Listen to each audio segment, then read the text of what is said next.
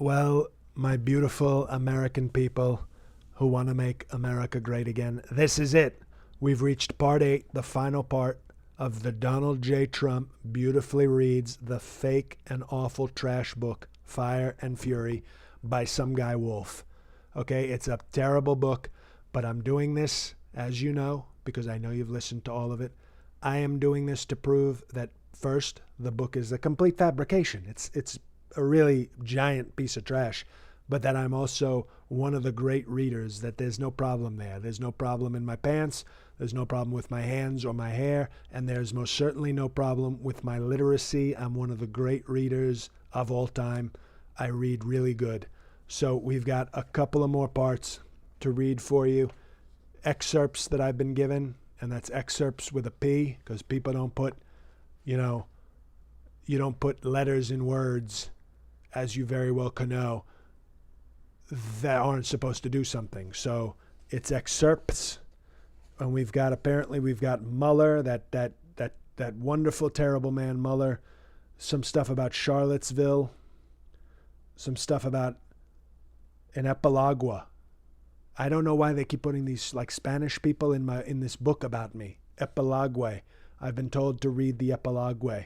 So I hope it's in English, if I can be totally honest. But I'm going to read to you about Mueller, some more fake news about Mueller, some Charlottesville stuff where there were, bad people on both sides. I think I've said that before, but I got to make clear. And then we're going to read something about some Spanish woman named Epilogue. So here are the excerpts I've been given about Mueller. You realize where this is going? Bannon continued. This is all about money laundering. Wait a second. Pause. Let me ask is this about money laundering? Because we might actually be heavily exposed and in serious trouble. I stopped recording. Of course, believe me, I stopped recording the audiobook. You think I'm going to talk about, confessing to money laundering while I'm recording a beautiful audiobook for the American people, MAGA? Come on. But so we definitely should be worried about money laundering, because I've done a lot of shady deals in Europe, and basically Russians and Russian mobsters were using Trump Towers as like a money laundering facility. Okay, let me get back to recording this audiobook. Okay, thank you. We'll steer clear of that. We've got to really figure out some things there, because to be totally honest, we might be in real trouble. I can just fire him, though, basically, if he gets near any of my bank Russia dealings. But let's get back to the book. Okay, and record. Mueller chose Weissman first, and he is a money laundering guy. Their path to fucking Trump goes right through Paul Manafort, Don Jr., and Jared Kushner.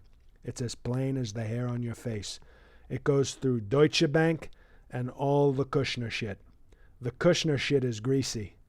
They're going to go right through that. They're going to roll those two guys and say, play me or trade me. But executive privilege, Bannon mimicked. We've got executive privilege. There's no executive privilege. We proved that in Watergate. An expressive man, Bannon seemed to have suddenly exhausted himself. Well, he's in terrible shape. After a pause, he added wearily, they're sitting on a beach trying to stop a Category 5. With his hands in front of him, he mimed something like a force field that would isolate him from danger. It's not my deal. He got the 5 geniuses around him, Jarvanka, Hope Hicks, Dina Powell, and Josh Raffel. He threw up his hands again, this time as if to say hands off. I know no Russians. I don't know nothing about nothing. I'm not being a witness. I'm not hiring a lawyer. It's not going to be my ass in front of a microphone on national TV answering questions. Hope Hicks is so fucked she doesn't even know it. And believe me, I hope to one day fuck Hope, if you know what I mean. She's a real looker. That disgusting Corey Lewandowski doesn't know what he had.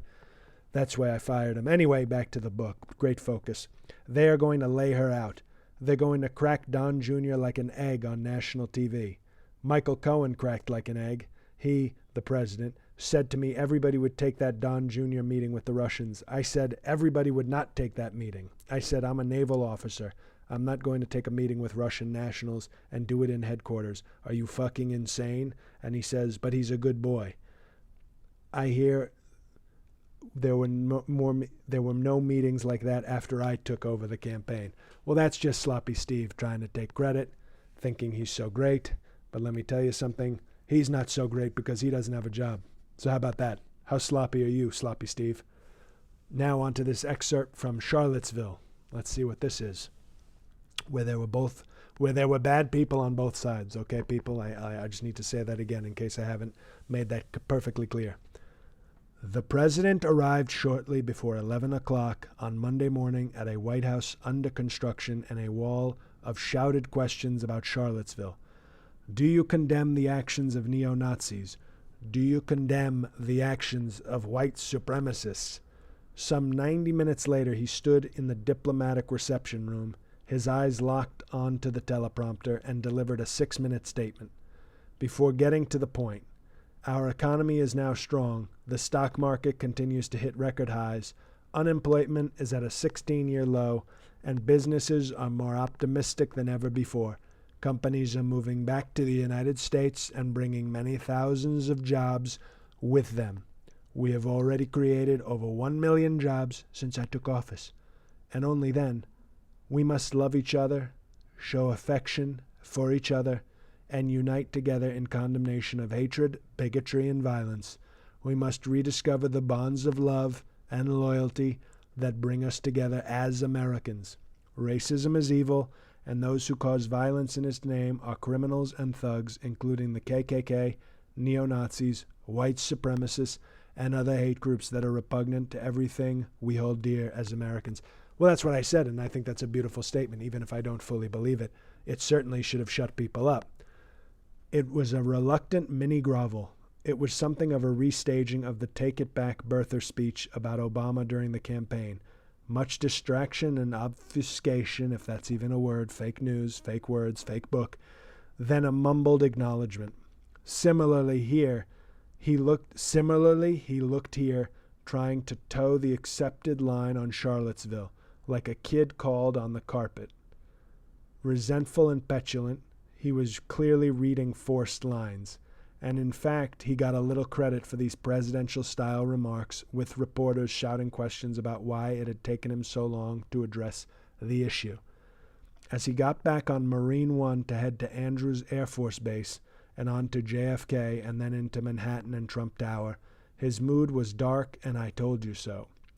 Privately, he kept trying to rationalize why someone would be a member of the KKK.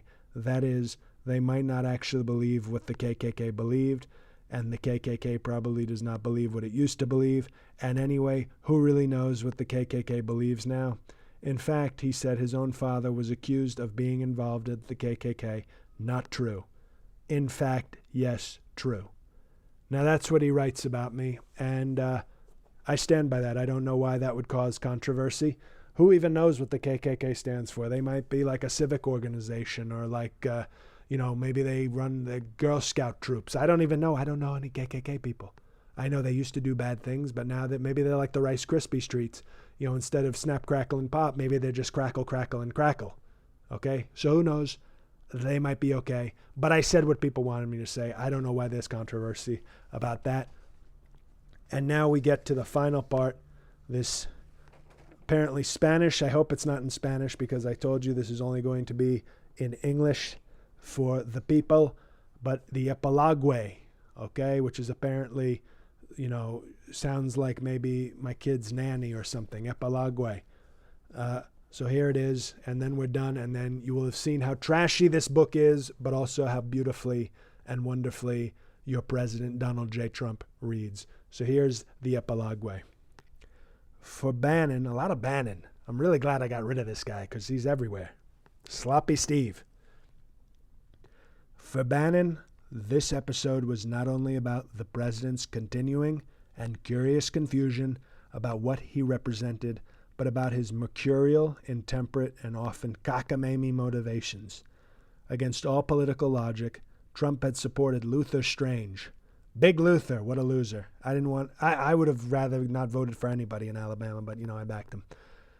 Trump had supported Luther Strange, he told Bannon, because Luther's my friend. He said it like a 9-year-old, said Bannon, recoiling, and noting that there was no universe in which Trump and Strange were actually friends. For every member of the White House senior staff, that would be the lasting conundrum of dealing with President Trump, the why of his often baffling behavior. The president fundamentally wants to be liked, was Katie Walsh's analysis. He just fundamentally needs to be liked so badly that it's always, everything is a struggle for him. I don't struggle with anything. I don't know who this Katie Walsh even is. I don't struggle. I do amazingly well, basically at everything I do. I ran for president and I won. So basically, I don't know what she's talking about. This translated into a constant need to win something, anything. Equally important, it was essential that he look like a winner. Of course, trying to win without consideration, plan, or clear goals had, in the course of the administration's first 9 months, resulted in almost nothing but losses. At the same time, confounding all political logic, that lack of a plan, that impulsivity, that apparent joie de guerre, again, joie de guerre, tired of these French-Spanish phrases, had helped create the disruptiveness that seemed to so joyously shatter the status quo for so many. But now, Bannon thought, that novelty was finally wearing off. By early October, Secretary of State Rex Tillerson's fate was sealed. If his obvious ambivalence toward the president had not already sealed it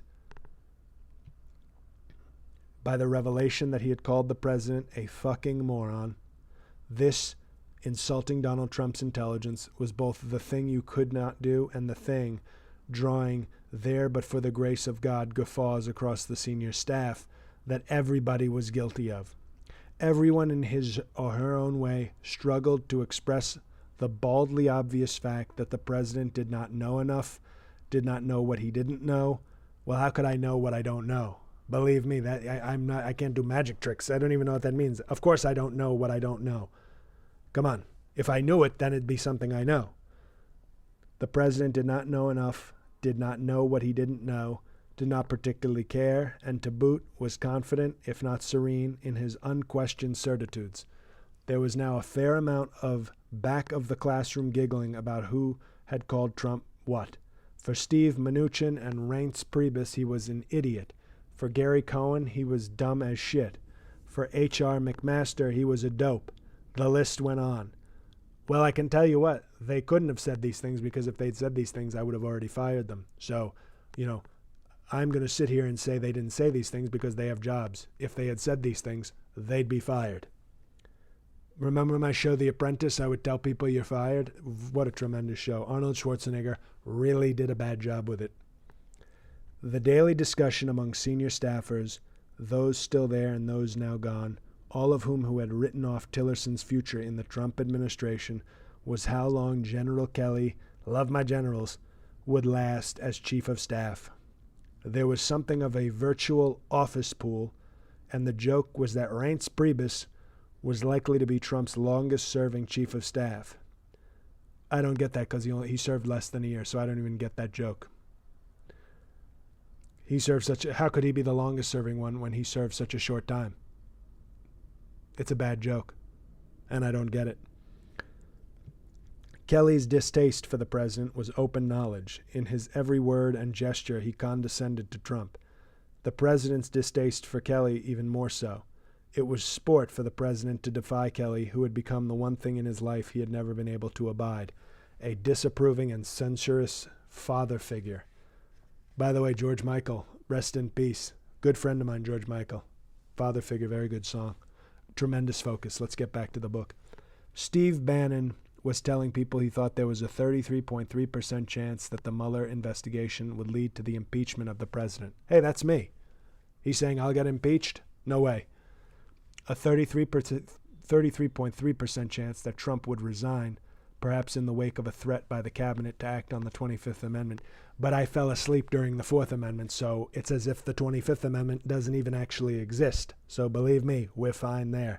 And a 33.3% chance that he would limp to the end of his term.